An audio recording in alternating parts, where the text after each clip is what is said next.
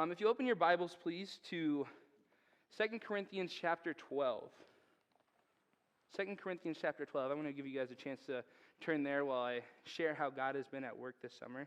It was really a great summer. I went in almost knowing what to expect just because I had been there the year before, and I was like, you know what, all right, we got it.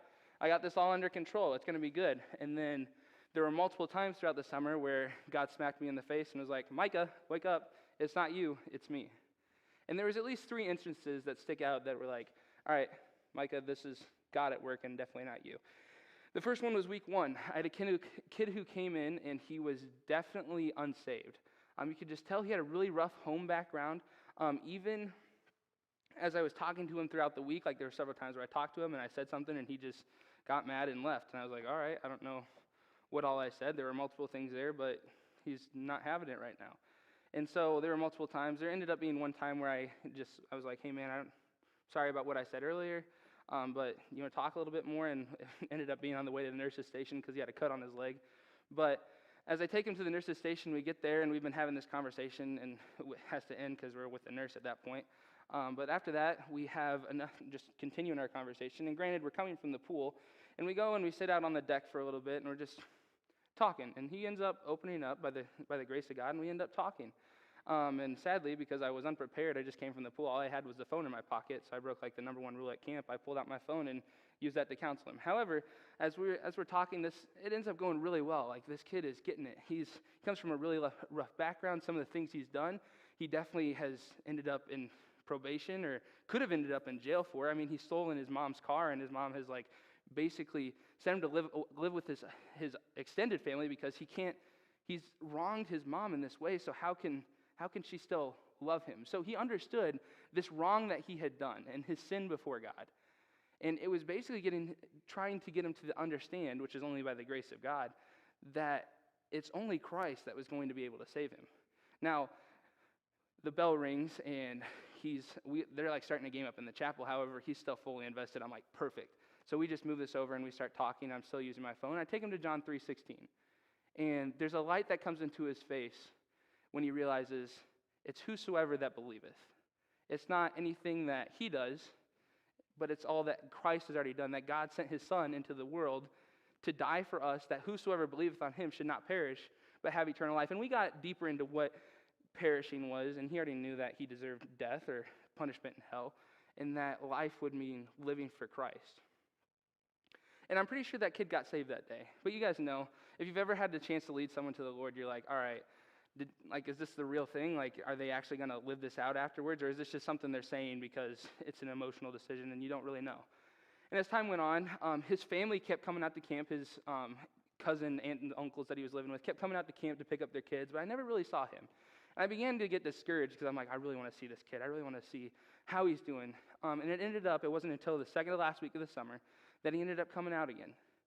And he came out with his family, and I saw him. I'm like, hey, man, how you doing? I'm so happy to see him. And then we go our separate ways. And after we got done eating, he came, sat down on our table. And he was sharing some stuff that he was having to deal with just because of things that were going on. And then I asked him, hey, how's church going? He's like, well, man, I went home, and I went back up to the place I used to live, and I really messed up. And I was like, dang it, I knew it. He failed again. There's no way. Stupid me. Of course I messed it up. But at that point, he then starts talking, and he's like, well, I then realized, you know what, I can't be hanging out with these friends anymore. This temptations that are in my way, I can't have it in my life.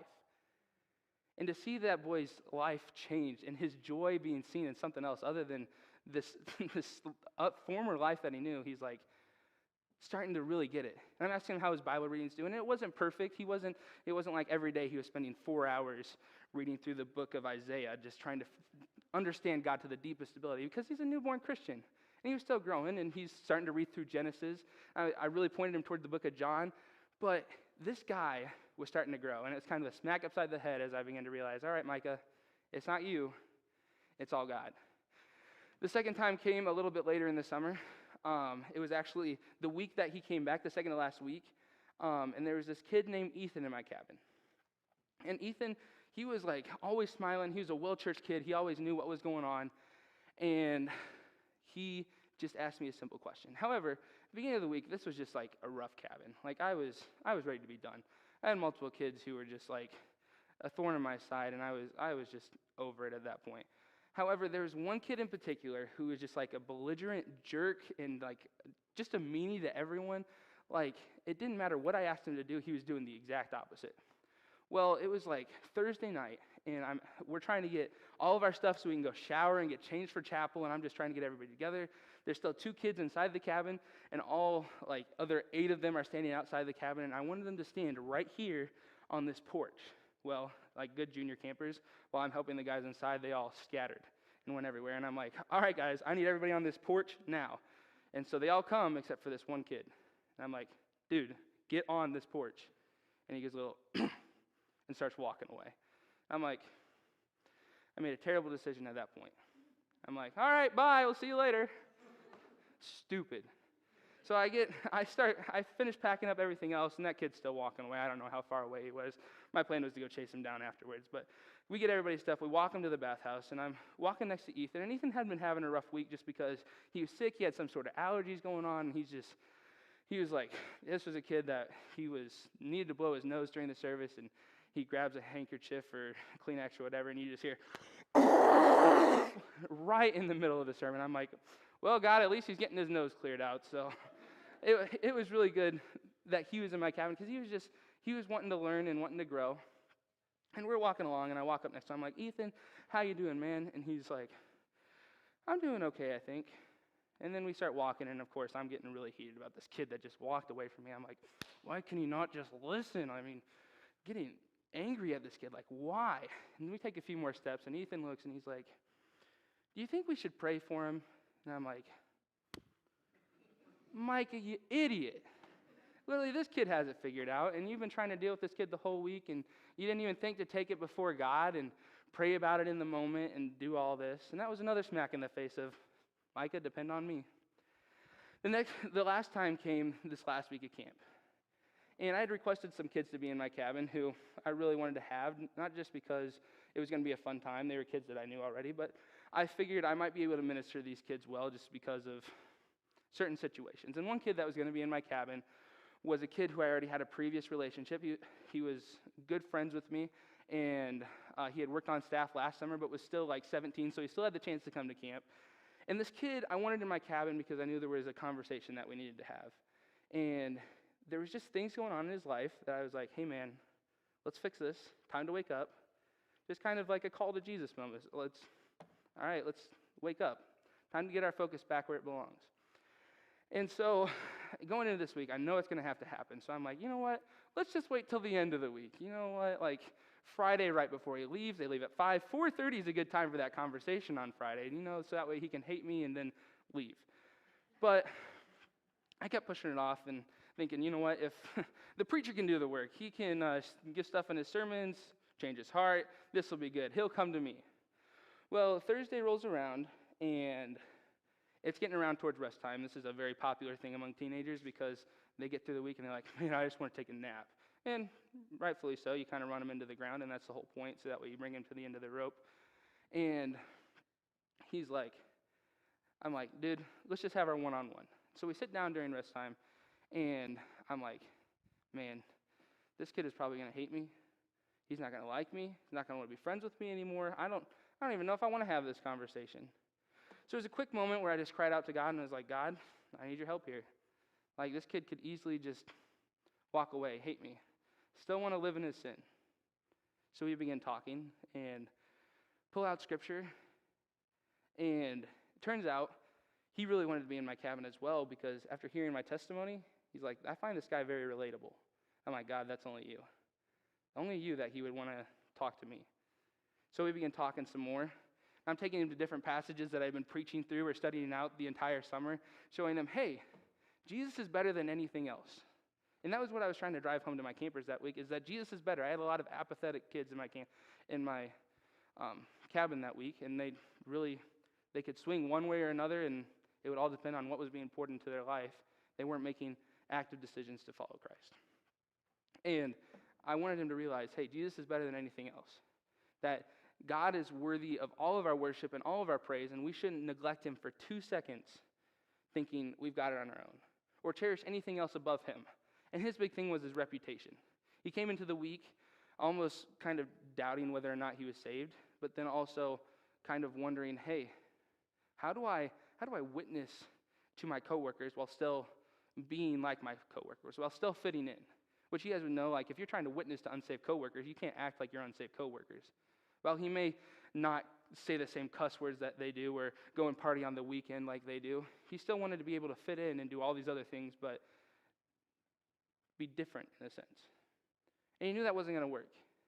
And by the grace of God, this kid, God opened his eyes to what it means to serve God wholeheartedly. To realize, all right, God is better than anything else. So what is it we do? Our lips will praise him. And even to hear that kid give testimony of what God was doing in his heart was just amazing as God changed his life. And another point of where I was avoiding it, but God's like, hey, Mike, it's not you, it's me. It's all me. And there were multiple times throughout the summer where I just had to focus back in on God, where it was like, all right, God, I need you above all else. Lord, I need you. When the sea of life is calm, oh, Lord, I need you. When the wind is blowing strong, whether trials come or cease, keep me always on my knees. Lord, I need you.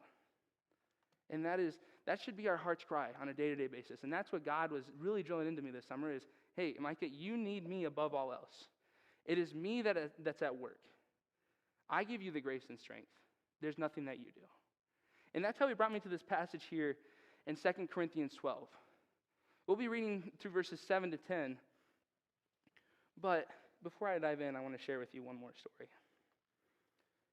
At the beginning of that second week of junior camp, so this is the second to last week of the summer, I was coming in, we had staff meeting that morning, and the director, Pastor Scott, a real good friend of mine, I love that man, he's awesome.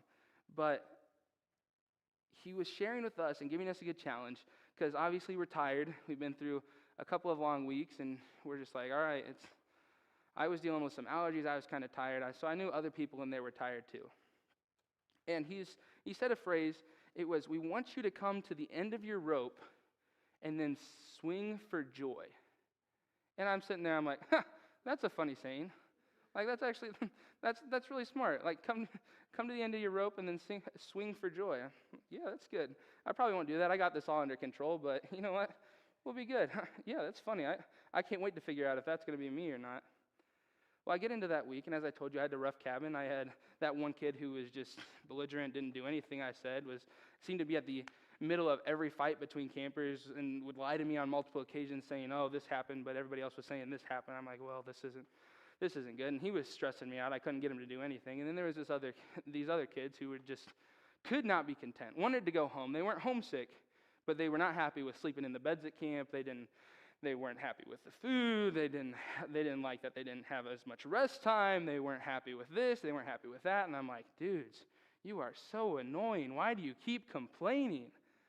And I was like, man, this is enough. Now, I did have a couple of good ones in my cabin. There was, as I said, Ethan, but there's this other kid named Jacob, and Jacob, at the beginning of the week, was willing to let God work in his heart. And we even, Tuesday night, had a good conversation after the service about how God was working in his heart and how things he needed to change. But as time goes on, we get through Wednesday, and Wednesday night, everybody's going to bed, we're all laying down, and everybody's starting to fall asleep, and there's the one kid who can never be content, and he's like, my nose is stuffy, I need something to drink, I need this, I need that. I'm like, all right, dude, just lay down, we'll get a good night's sleep. And then Jacob's over here, and he's like, Micah, I'm really not feeling well. I'm really not doing so hot. My stomach hurts, and I feel like I have a fever, I have a headache. I'm not doing so hot. And I'm like, all right, Jacob, just lay down. We'll get a good night's sleep, maybe sleep it off a little bit. And if you're not feeling good, come wake me up. Like, if you feel like you're going to throw up, come wake me up, and we'll do something for you. So we fall asleep, and it's like 10:30, 10:45, and everybody's out. I was out cold, and I fell asleep. Around 12 o'clock, I feel a little, Micah. And I'm like, what's up, buddy? He's like, I'm not feeling too well. It was Jacob again. He's not feeling well at all. And I'm like, all right, well, I sit up and I'm like, so what's wrong? He's like, I feel like I'm going to throw up. I'm like, well, here, let's drink a little bit of water. So I have this squirt water bottle, and I took it, squirted it in his mouth, and he drank some water and immediately started to cough, and I'm like, uh-oh. And then he's like, I'm going to throw up. So I'm like, all right, open the door, and he steps outside. I'm like, well, this is not good. It's like 12:15. I'm supposed to be asleep right now. Well, to the nurse. So we grab our stuff. However, the kid doesn't have a shirt, doesn't have socks, doesn't have shoes. I'm like half asleep, so I'm like rummaging through the room, can't tell what's his or the kid or the other kid's, trying to grab his shirt, his socks, his shoes. We finally get all that together, go to the nurse, and we get there. He takes his temperature, and it was like 102 fever. And I'm like, uh-oh, this is not good. This is not good. And the kid lives like 3 hours away, and it's like 12:30 in the morning. I'm like, I have a feeling he's going to be staying here for the night. Luckily, one of his sponsors was there, so we talked with him, tried to get a hold of his parents. Parents would not pick up the phone for whatever reason. And this kid was just like sicker than a dog. I mean, he's laying in the corner of the bed in the nurse's station, like moaning because his head hurts and his stomach hurts, and he has this terrible fever, and he's just in pain and agony. I'm like, whoa, this is not good. I really feel for this dude. At this point, it's like 1 o'clock in the morning. I'm like, I'm not getting to bed anytime soon. We're going to be up for a while. So we call the director. He comes down. He had just like gone up like shortly after that. So we didn't really like wake him up out of any deep slumber or anything like that. But he came down and he was talking with us. We're trying to figure out what we're going to do. And it's like 1:30 in the morning. Can't figure anything out. We get him some water. He's drinking that a little bit, but there's really not much we can do for him. He has some ibuprofen in him so that way we can get the fever to go down a little bit, but he's still just like not feeling good. So we made the decision that, all right, I'm going to sleep on the floor of the nurse's station. So I grabbed like a mattress from the dormitory where all the guys are sleeping at, and I put it on the floor, and I sleep on that for the night. And it's like 2 o'clock, 2:15 by the time I lay down. And I'm awake at that point. I've been awake for 2 hours now, so I really couldn't fall asleep. So I'm like laying there. I'm listening to the kid like, and he's like moving around, and he's just in terrible pain. He's like trying to fall asleep but can't. And so I'm like over there. I'm like, I really can't fall asleep. So I pull out my phone. I start playing a game, just trying to fall asleep on my phone. I really like could not figure out how to fall asleep. And so finally about 2:30, I fall asleep, and I just sleep through until 7 o'clock when my alarm went off, and I wake up. I'm ready to go. I'm like, oh man, that was a rough night. I check on Jacob, still doing fine. I'm like, all right, that's good. However, I was just like exhausted. As I told you, I was just like tired going into the week. I had this allergy stuff going on. I was just tired. I was just done. Like, I just wanted to go back to sleep. I could have used a nice nap right about then. But you know what? We had campers. So I took a moment and was like, man, I really need to get back to my campers. However, you know what? Jacob might need me here. You know those other complaining campers and that one jerk of a camper out there? I can let the other counselor deal with him. We'll be fine. Nah, I should really get back to it. I began to debate back and forth, and then I realized just how tired I was, and I get up, and I'm about to go back to my campers when I'm like, you know what, I just need a moment. So I grab my Bible, and I head out. And I was, at that point, just done. I wanted to cry. I wanted to be done with the week. I was like, this isn't worth it. This is, like, I just slept on the floor of the nurse's station. Not good. Mattresses were like that thick. Not really, maybe a little bit thicker, but they weren't that thick. And I'm sleeping on the floor of the nurse's station, and I'm dead dog tired at this point. And I have other campers out there who are complaining about how they're sick when there's this camper in here who's actually sick. And there's one camper who won't do a single thing I said, and it just kept going on. And I didn't want to deal with it anymore. I just broke down in tears because I was ready to be done. And oftentimes in life, we find ourselves in that exact same position where we're ready to be done. You're like, God, why is this here? I don't want to deal with this anymore. It's just too much. And the truth is, our circumstances in life cause us to think life is impossible. We've all been there where we feel like, man, I just don't know if I can go any longer. God, why don't you just take me home to glory? I'm done with this. Just take this out of my life. If I just didn't have this, my life would be so much better. If I just didn't have this or that, you know what? If I didn't have this trial, if I hadn't have broke my leg there, if I didn't have to pay off this car payment, if I hadn't have gotten in this accident, you know, I would have been fine. God, why'd you have to put me in this? Why can't you just take this all away? God, surely you are good, and why wouldn't you just take this away? And Paul had much of the same thoughts, as he had a thorn in his life, and he wanted it to disappear for a little bit. But you see, you must embrace trials because God gives grace. God gives grace beyond our comprehension, and he helps us to make it through. You see, Paul has been through a lot of stuff. If you look at chapter 11 here, Paul has been through things upon things upon things. He'd been whipped, beaten, bruised, was like shipwrecked in the middle of the sea for like a night and a day. You want to talk about being through stuff? This man had been through stuff. And I'm sure he was ready to call it quits then. But for some reason, this right here is the straw that breaks the camel's back. This is what causes Paul to be done. But what are we to do when that straw comes? Read with me in verse 7. It says, "So to keep me from becoming conceited because of the surpassing greatness," I'm reading in the ESV, by the way, "of the revelations, a thorn was given me in the flesh, a messenger of Satan to harass me, to keep me from becoming conceited. 3 times I pleaded with the Lord about this, that it should leave me." In verse 9 it says, "But he said to me, my grace is sufficient for you, for my power is made perfect in weakness. Therefore I will boast all the more gladly of my weaknesses, so that the power of Christ may rest upon me. For the sake of Christ, then I am content with weaknesses, insults, hardships, persecutions, and calamities. For when I am weak, then I am strong." Will you pray with me? God, give me grace as I present the word. And Lord, I want you to be glorified. And Lord, I pray that lives will be changed for your glory, because Lord, ultimately that is godliness. That is what we are here for, is to become more and more like you, so you will be glorified. And I pray this all in your Son's name. Amen. You see, you must embrace trials because God gives grace. And what that looks like is you must cry out to God because God gives grace. Trials undoubtedly will come into our lives. No one would sit here and be like, yeah, my life has been easy, smooth sailing. It's been just, I've been able to make it through without anything wrong happening. So we know trials will happen. And Paul realized this messenger of Satan, or thorn of the flesh, was meant to keep him humble. Sometimes trials come to keep us humble. And that was what Paul was dealing with right now. And sometimes these trials seem excruciating and hard, and they're meant to keep us humble, as we've seen. And these thorns are undoubtedly uncomfortable. One summer I was building pole barns, and while I was building pole barns, one of my favorite things to do was to hang the trusses. And if you're not familiar with what buildings look like, but trusses are like the top, the ceiling, where you don't normally see between the ceiling and the roof. That's like the wood that makes it up. So when we would hang those, we'd have to set them up. We'd have to hook it, grab onto it, walk it over, and somebody would have the tractor and they'd walk it over. We'd hand it up to them.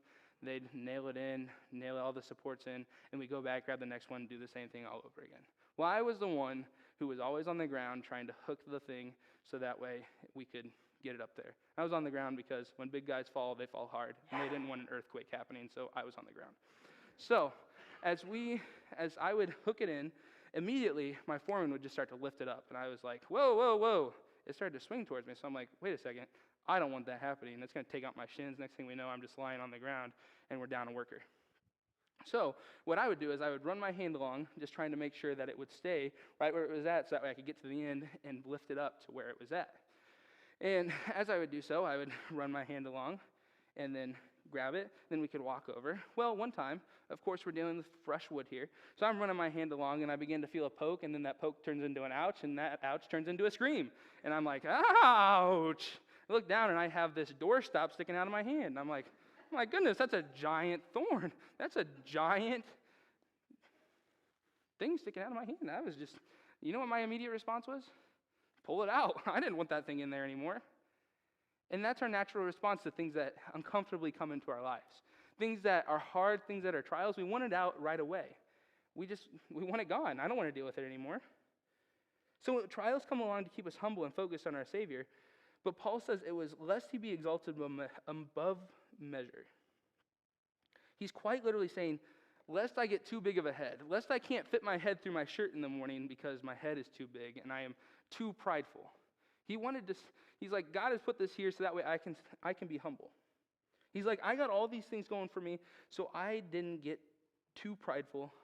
So that I didn't get too prideful, I was given this terrible thorn in the flesh. And we must cry out to God, because that's what Paul does in verse 8. He says, 3 times I pleaded with the Lord about this, that it should leave.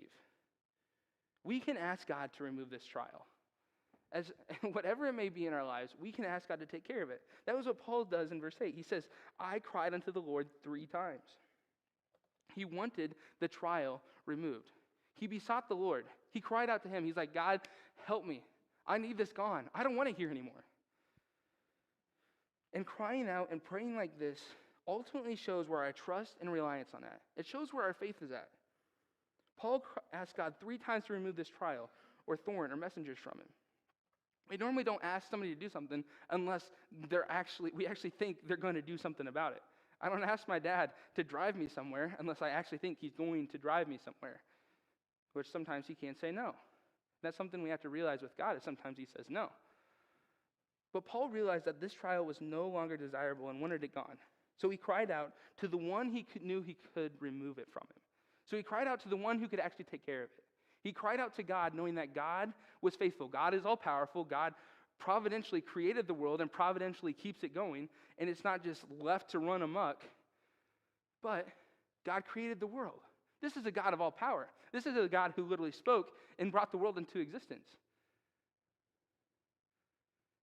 And yet he cries out to him because he knows that God is the one who can actually do something about it. It doesn't do him any good to walk down somewhere and be like, yeah, I got this and this going on. You think you can take care of it? No, brother, that's not doable. Obviously, he had to take it before God because this was something God could take care of. And I don't think it was wrong for him to ask God to remove this trial, because Paul was being honest with where he was at. He's like, hey, God, I am tired of this thorn in the flesh. I want it gone. Get it out of here. Like, I'm done with this. I don't think it was wrong for Paul to be honest and be like, all right, I'm done with this. Because if he had just been joyful, he would have been lying at that point. He'd be like, yes, God, I love this thing. Woohoo! Yeah, lift my hands in praise. I enjoy this thorn in the flesh. No, he wanted it gone. He's like, let's get this out of here. I don't want to deal with this. I'm done with this. But when we look at this, it shows where his faith was at. About a year ago, I was going down to school, started training at school, and as I started training at school, the second day, I was running a little late for our training. And as I walked in, I saw one seat open to my good friend Casey, and I'm like, you know what, this is perfect. I can sit next to Casey. However, there was one problem.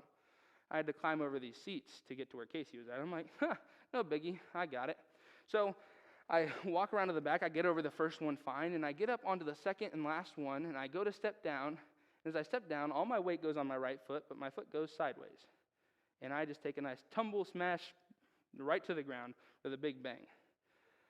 We paused for like a second. The lady up front speaking was like, just paused and then went right back to what she was saying, because that was good, because I was in a lot of pain at that point.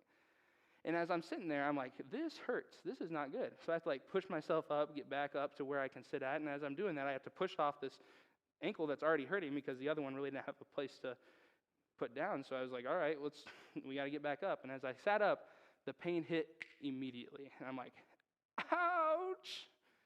They said my face turned white, and that's how much in pain it was. I was like, ah. And immediately I began to think and pray. I was like, God, why? Why does this have to happen? Why do I have to have such weak ankles? Why did this have to happen now? Like right at the beginning of school? Of course. Like I know I sprain my ankles all the time, but why did it have to happen right now? I just wanted it gone. Some time goes by, and the second week we went on this little retreat. And while we were on this retreat, it began to rain.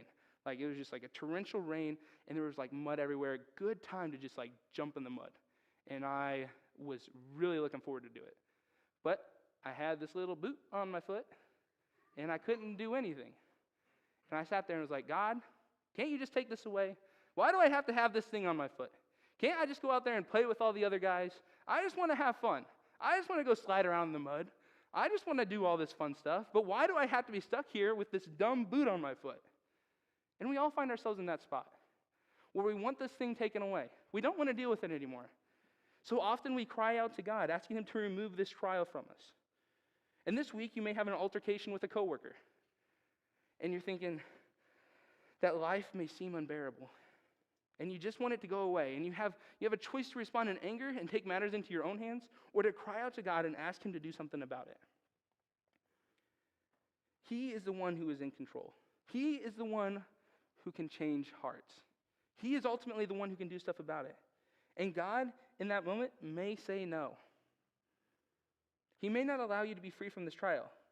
And it may not even be a social interaction, but it could be a physical trial. It could be something that comes upon you and you're like, man, I don't want this anymore. Just get it gone. But you must cry out to him. It doesn't matter the trial. Cry out to God because he is the one who is in control. And he is the one who can do something about it. So we must cry out to him knowing that he is the only one who can do something. So we know that Paul cries out to God, and this obviously warrants a response from God. Is God going to do something about it, or is he not? And how does God respond? Well, if you look in verse 9, it says, "But he said to me, my grace is sufficient for you, for my power is made perfect in weakness." You must wait on God during trials, because God gives grace. We embrace trials because God gives grace, and what that looks like is we wait on God because he gives grace. God's grace is sufficient in our weaknesses. God obviously says no here. He doesn't say he's going to take it away. He doesn't say, hey, this is going to be fine. Let me just scoop that up and that thorn will be gone in 2 seconds. He says, no. My grace is sufficient. My power is made perfect in your weakness. It is through our weaknesses that his strength is magnified, that we can really see how great God is, that we realize how powerful God is, because the things we can't make it through, he carries us through. God basically tells Paul no. The trial is going to stay because you can see how strong I am. We don't have to fear or doubt because God is strong. You can see exactly how great God's strength is during the trial because God's strength carries you through. We don't need to doubt God's strength. And therefore, we can then glory in our infirmities. That's what it says. It says at the end of verse 9, it says, "Therefore I will boast all the more gladly of my weaknesses, so that the power of Christ may rest upon me. For the sake of Christ, then I am content with weaknesses, insults, hardships, persecutions, and calamities. For when I am weak, then I am strong." So boast in your infirmities. Take joy and pleasure in them. Be happy in them, because the power of Christ will rest upon us. We can take pleasure in whatever comes our way, knowing Christ receives the glory. Paul talks about several things here. I believe in the King James it says infirmities, reproaches, necessities, persecutions, and distresses. That word necessities there is one you may not be familiar with. You're like, how can necessities necessarily be a thorn in the flesh? But it's something that brings restraint, something that holds us down, and we're like, man, I can't get out of this. Like a straitjacket. You're just stuck there, and you can't get out of it. You're just struggling, squirming, trying to get out, but you can't, and you're just stuck. Any trial will do that to us. And as we try to battle against it, we try to make our way out of it, we realize that God's grace is sufficient. Paul says, "I will all the more gladly boast in my infirmities." All these things Paul takes pleasure in for Christ's sake. He realized Christ is the one who receives all the glory. It says at the beginning of verse 10, it says, "For the sake of Christ, then I am content." I can be happy. I can be joyful. I can glory in my infirmities because Christ gets the glory. Christ gives me strength. I don't have to fear because Christ will carry me through.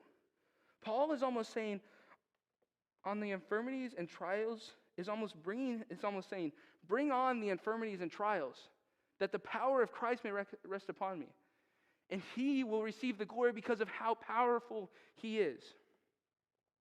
One saying my football coach in high school said was, "Help the bear," which out of context, that just sounds, what?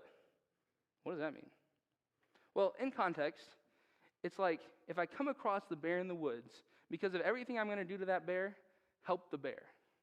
Which is a bunch of high school football players like, yeah, woo! Yeah, we're gonna smash some people, woo! But help the bear. It's really prideful if you think about it.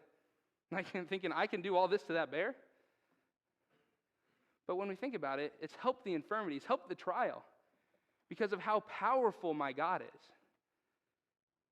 Guys, we can't think for 2 seconds that we should avoid trials because of how powerful our God is. Instead, it should be, bring on the trials, which is a foreign concept to us because trials come, make us uncomfortable, and we're like, no, I want this gone. which is a natural response, cry out to God. But if God says no, we're like, woo! All right, see the power of Christ here. This is how great it is. Look at the power of Christ. He gives so much grace. He gives so much strength. I'm going to make it through this.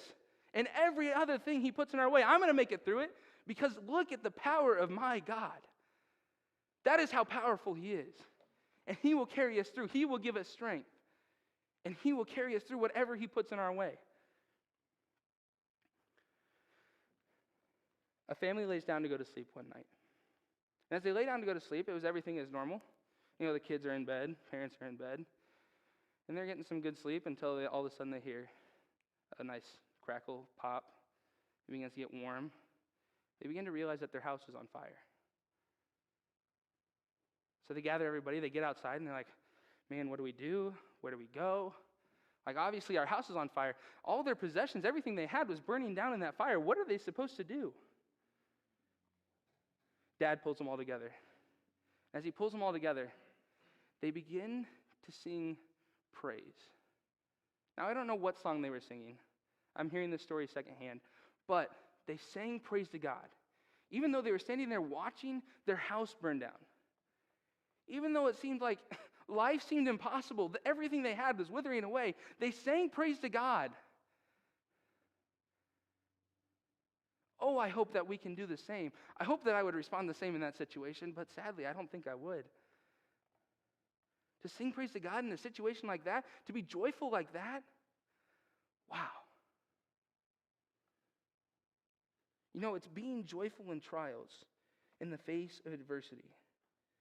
It's being able to face a trial and with a smile on your face, knowing God gives you grace to carry you through. This life is tough, and no doubt you may be dealing with something right now that God is saying, no, this has to stay in your life. But my grace is sufficient. I'm going to give you the grace. I'm going to give you the strength to carry through. The power comes from me, nothing that you're doing. I will give you the power.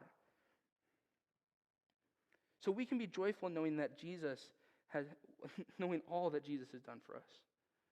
We can look at a trial and think, you know what, that's not fair. I don't deserve this. Well, I heard a camper say this summer, his mom always tells him, hell is fair. Hell is what we deserve. So when it comes back to it, everything we have in this life is so much better, a trial or not, than what we deserve. And we cling to that knowing that God gives us the strength. I mean, for Pete's sake, we have Jesus. Jesus came and died for us. And as Christians, we have placed our faith and trust in him, and that carries us through day in, day out, and we have every reason to share that with our coworkers. As people see we're going through this trial, and they see our life stinks, and they're like, man, how can that be? How can they have that joy? How can they smile in the midst of that? Well, we point them back to Christ, because it is God who gives us the strength. God gives us the power to carry through, knowing that he gives grace and strength. He then receives the glory. And that is the purpose of why we are here on this life. That is the purpose of why everything exists, to bring God glory. For Christ's sake. And so we may be humbled by these thorns in the flesh. We may be humbled by this messenger of Satan that comes into our life and we're like, man, this just hurts. I want this gone. But we can sing for joy, knowing that God gives grace.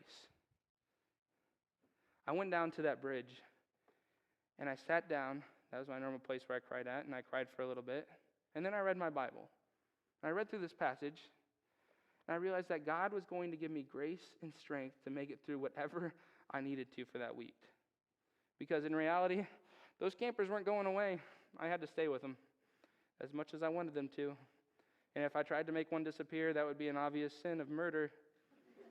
So they were going to stay. They weren't just going to disappear. And so how was I going to respond? Was I going to sing for joy? Sing to God be the glory, great things he has done? Or was I going to get angry?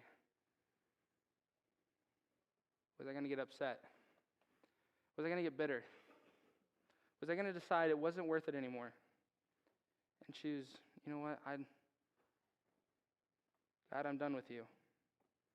If this is what you bring, I'm done.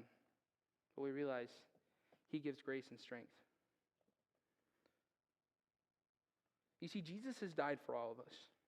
And we are spending eternity with him, and that's the hope that we have for eternity. But the hope for now is what we see in this passage is that God's grace is sufficient. God says, my grace is sufficient for you. My power is made perfect in your weakness. So how are you going to respond? Are you going to endure? We can endure trials because God gives grace. Will you pray with me? God, we love you, and we thank you for the many blessings, and especially the grace you give to us. Lord, you give us power and strength to carry us through. And Lord, we can sing for joy in the midst of trials because your grace is sufficient. People can see your glory because of how good you are. And Lord, I pray that you continue to work in our hearts and lives, not letting us become too conceited, but allowing these trials into our lives. And Lord, we can sing for joy because of how good you are. And I pray this all in your Son's precious and holy name. Amen.